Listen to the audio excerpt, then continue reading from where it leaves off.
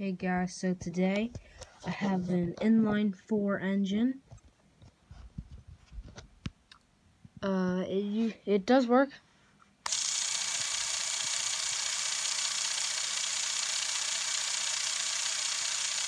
The basic parts that it uses are the regular Lego engine pieces and a M motor and a rubber band. In real life, this would probably be used on a truck like that, but those trucks use inline 6s, and this is just an inline 4.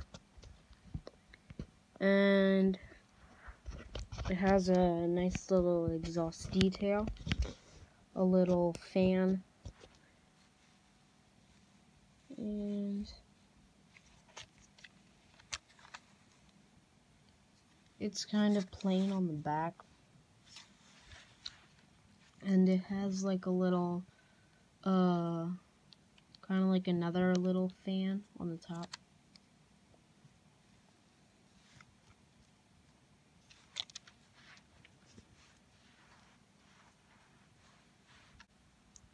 This will probably be used in a monster truck that I'm in the middle of making. But first, I need to take out the motors from last video.